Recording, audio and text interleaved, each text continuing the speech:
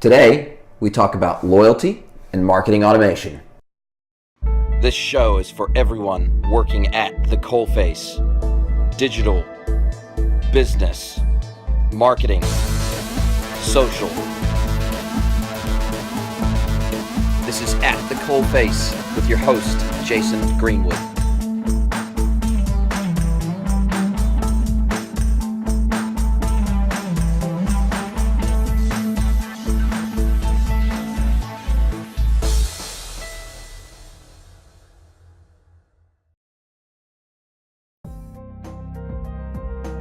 Hello everybody, I'm Jason Greenwood. Welcome to episode 32 of At the Coalface.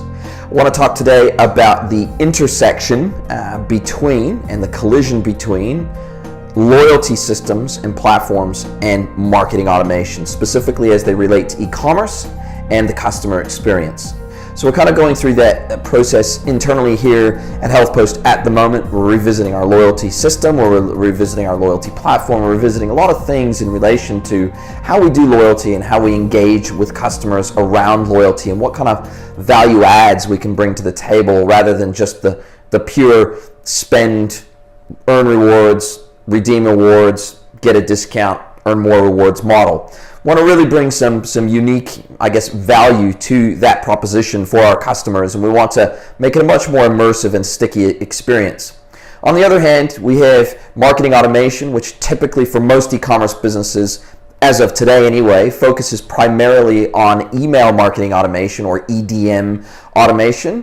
And so there's an extreme overlap and almost a collision between those two systems, those two platforms, those two processes in the way that they relate to the customer. So it's virtually impossible to separate the two because there is such overlap. And when I think of overlap, there's a couple of key areas where there's overlap. So when you look at any loyalty platform, any loyalty program that you choose to run, when you're running particularly special promotions around that loyalty, let's say you have a product range or a specific SKU or a category or something like that where for a period of time, let's say 2 weeks, you're going to run a double rewards. You're going to say, okay, you buy something from that category for the next 2 weeks and you're going to get double rewards for that. Well, what's the primary way that most e-commerce businesses would communicate that to the customer? Well, there's a couple of ways. Obviously, they're going to probably advertise that on their site, whether it be through a tile on the home page or whether it be through a tile, a special promotional tile on the category page itself. But one of the main communication mediums that most e-commerce businesses will use is email.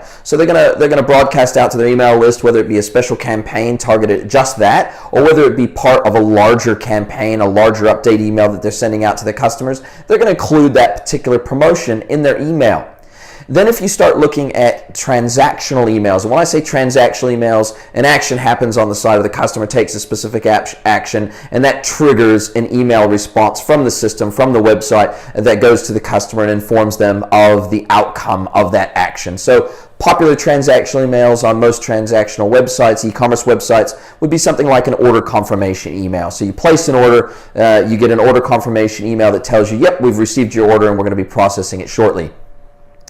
Now, there's a whole raft of transactional emails that are associated with all of your loyalty and rewards programs as well.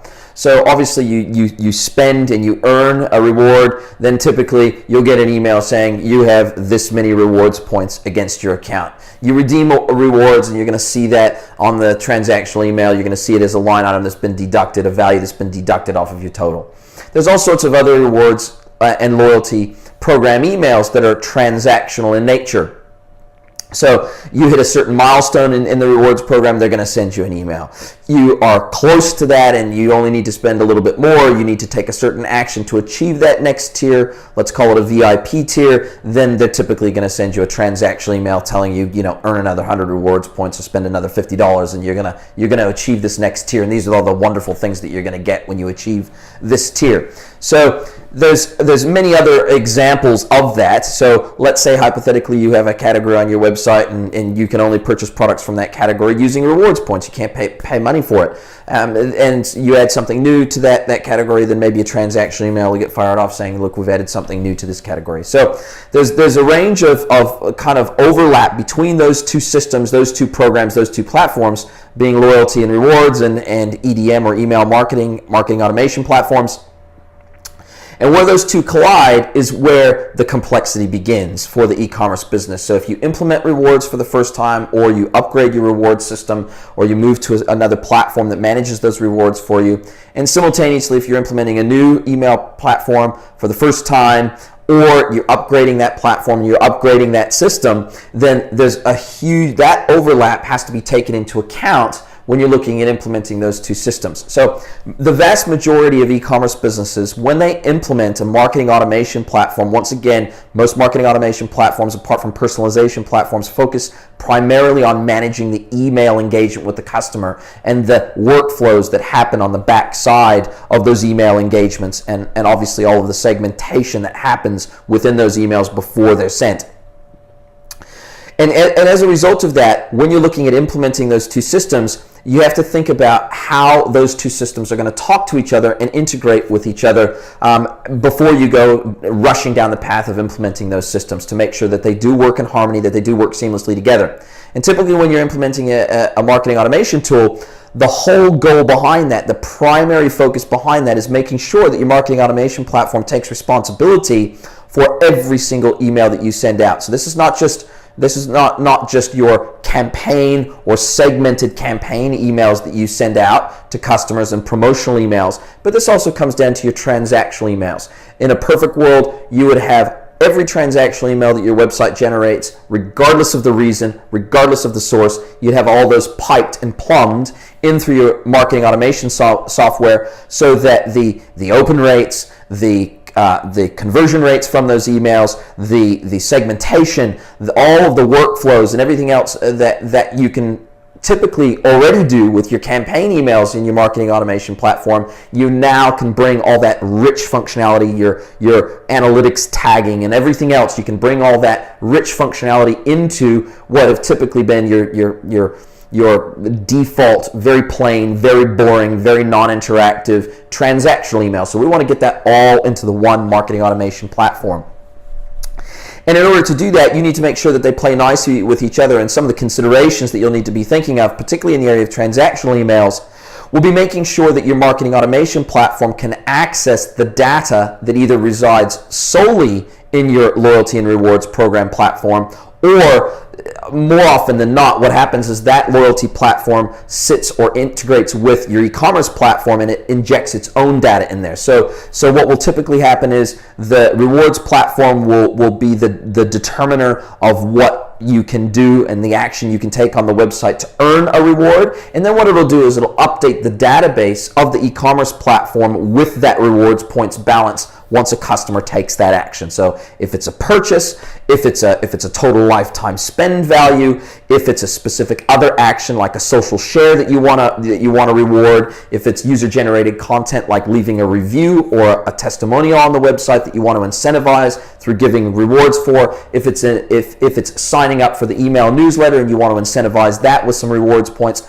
all of those actions will trigger an update to the rewards points balance that a customer has on your website. So that's going to update the database on your website. It's going to go from, customer A might have 100 rewards points, and then they take an action and gives them another 20 rewards points, and it gives them a total of 120 rewards points. Well, at that point, it becomes really, really important that if you're going to integrate those two systems tightly together, the marketing automation and the loyalty platform, it becomes really, really important that the marketing automation platform at all times can have access to those rewards points balances, so that if you want to inject those into your emails that you send out, that it can do so and it can pull that data set out for you in an automated way. So these things become really, really important questions that you need to ask of both platform providers before you rush headlong into a project with either or both of those systems and platforms all in one go. So what you need to do is you need to have a very frank dialogue and ask each provider, have they integrated with each other before? Have you seen successful integrations? How does for example, the loyalty platform, how does it trigger off its transactional emails? Does it manage its own transactional emails? So does it have virtually no integration with your e-commerce platform at all? So do the transactional email templates that are triggered off from the loyalty platform, do those templates reside in the e-commerce platform, or do those templates reside in the loyalty platform? And then once you've decided that question, obviously if you would prefer that those templates reside in your marketing automation platform, well, that's great. But how is that logic that resides in those templates that does all those weird and wonderful things, how is that logic going to pull data from either the loyalty platform or the e-commerce platform? So I don't want to get overly technical, but basically from a high level, contextual level, there's huge amounts of overlap between your loyalty and rewards and referral system, because most of the time they're all wrapped up in one platform. So typically your one loyalty platform will manage your loyalty, it will manage your referrals. So if a customer refers a friend, then they'll usually typically get some a hit of rewards for that. Whether it be a one-off share of rewards or an ongoing share of the person that they referred their spend. Sometimes the websites will share an ongoing cut of that ongoing referred spend back to the person that did the referral, sometimes not. And so the reason why there's that extreme overlap is because those two programs, the way that you run them, the way that you communicate them to the customer, they require both platforms to do that job, to have that dialogue with the customer, to accurately communicate what's happening with the customer's account, as well as to promote the benefits and the experiential components of your loyalty and rewards program is going to require email in some fashion. Now, email certainly isn't getting the attention that it deserves in our modern smartphone world. Obviously, social media is kind of taking a lot of the place of the interaction, the touch point that email used to take. And so, deliverability rates are down, open rates are down, click-through rates are down. But funnily enough, we're seeing a little bit of a resurgence in at least in most businesses, we're seeing a bit of a resurgence of email. And part of that, I think, is down to the fact that email now is responsive. So in the old days, it was kind of a fixed size email and maybe a fixed format. But nowadays, modern marketing automation platforms are now making email very responsive. So it works very well, whether it be on a desktop environment or whether it be on a mobile device environment. And so it displays nicely, it reorientates itself, it resizes itself, it puts the content in the right format in the context that it can be consumed easily on a mobile device. And smartphones now with their email programs make it very easy to read email on the go. And so email is seeing a little bit of a resurgence. Do I think that that's a long-term play? It remains to be seen, but I think email for most businesses is still a primary method of B2C or business-to-customer communication. I don't see that dying overnight. And so definitely pay attention to where those two programs interact, and I would suggest if your business has the resources to be able to afford someone that can be a marketing resource within the business that can specialize in those two platforms, and they can probably from a strategic level oversee both of those implementations, and they can oversee the ongoing usage and the ongoing interaction between those platforms and the customer. So the customer experience side of that and how those two things are cross-promoted, how those tools are used, and how they affect the customer experience. If you can have a resource that really is dedicated to being across both of those because they do have such high areas of overlap, you're going to see much better returns than if you have one person that's in charge of your loyalty, one person that's in charge of your marketing automation, and they kind of have a once a week or a once a month meeting. It's going to be much, much better if you have one resource that's across both because they are so tightly linked together.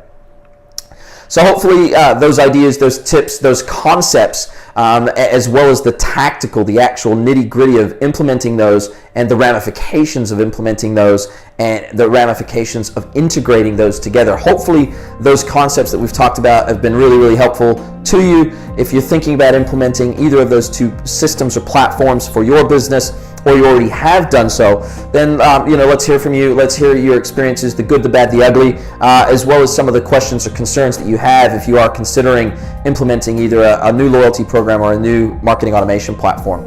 So look forward to hearing from you. Hope it's been helpful. Talk soon. Thanks.